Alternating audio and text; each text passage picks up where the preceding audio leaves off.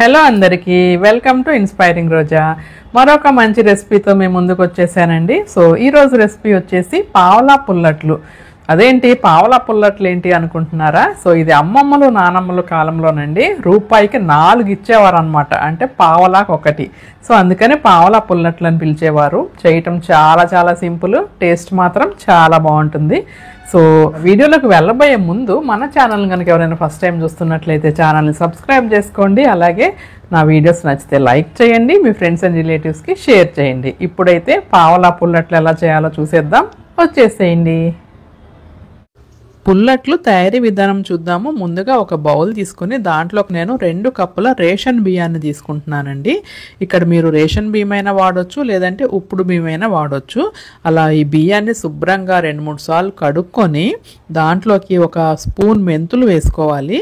ఆ తర్వాత మీరు 1 కప్పు పెరుగు, 1 కప్పు నీళ్ళైనా పోసుకోవచ్చు, లేదు అంటే 2 కప్పులు మజ్జిగైనా చేసి పోసేసేయచ్చు అనమాట. ఈ బియ్యంలో బియ్యం మునిగేంత వరకు పోస్తే సరిపోతుంది. ఇప్పుడు ఈ బియ్యాన్ని ఓవర్ నైట్ నానబెట్టుకుందాము. సో ఇది వచ్చేసి నెక్స్ట్ డే మార్నింగ్ అనమాట. చక్కగా బియ్యం అయితే నానిపోయాయి. ఇప్పుడు ఇదంతా కూడా మనం మిక్సీ జార్లోకి ట్రాన్స్ఫర్ చేసుకొని మెత్తగా మిక్సీ పట్టుకుందాము. ఈ పుల్లట్లు చాలా చాలా ఓల్డ్ డిష్ అండి. అలాగే చాలా సినిమాల్లో పుల్లట్టు మీద పాటలు కూడా ఉన్నాయి. ఇలా మొత్తం అంతా ట్రాన్స్ఫర్ చేసుకుని మిగిలిన మజ్జిగ కూడా పోసేసుకుని మెత్తగా మిక్సీ పట్టుకోవాలండి.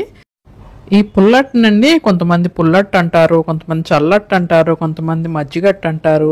ఏ పేరుతో పిలిచినా కూడా ఈ రుచి మాత్రం చాలా చాలా బాగుంటుంది. సో బ్యాటర్ వచ్చేసి ఇలా ఉండాలన్నమాట, జారుడుగా ఉండాలి.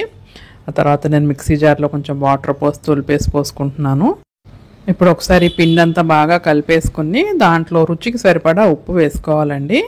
ఆ తర్వాత 1 స్పూను జీలకర్ర కూడా వేసుకుంటాము, ఎందుకంటే మనకి ఇది పులుస్తుంది కాబట్టి పిండి కొంచెం డైజెషన్కి ఇబ్బంది లేకుండా ఉంటుందన్నమాట. సో ఫ్రీ డైజెషన్ కోసం జీలకర్ర కూడా వేసుకుని బాగా ఒకసారి మిక్స్ చేసేసుకుని మూత పెట్టేసి 1 గంట సేపు పక్కన ఉంచేద్దామండి.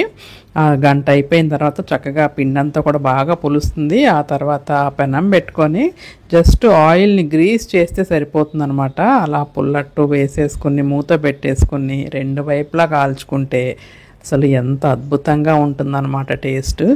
సో కొంచెం ఇది తెల్ల తెల్లగానే ఉంటుందన్నమాట. సో చూడండి, చాలా టేస్టీగా సాఫ్ట్గా ఉంటుందన్నమాట. సో దీనికి ఆయిల్ కూడా ఎక్కువ పట్టదండి, జస్ట్ అలా మనం వేస్తుంటేనే బెజ్జాలు పడిపోతుంది, మీకు కనిపిస్తుందో లేదో. సో చక్కగా పులిసిందనమాట. రుచి మాత్రం చాలా చాలా బాగుంటుంది, ఒకసారి ట్రై చేయండి.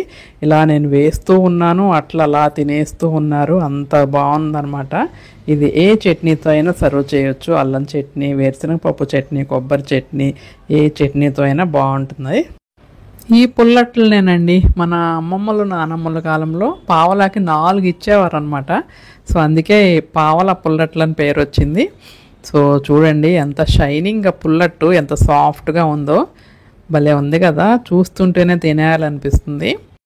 మీకు ఈ పావలా పుల్లట్లు నచ్చితే తప్పకుండా ట్రై చేసి ఎలా వచ్చిందో నాకు కామెంట్ చేయండి. హోప్ మీకు ఈ వీడియో నచ్చింది అనుకుంటాను.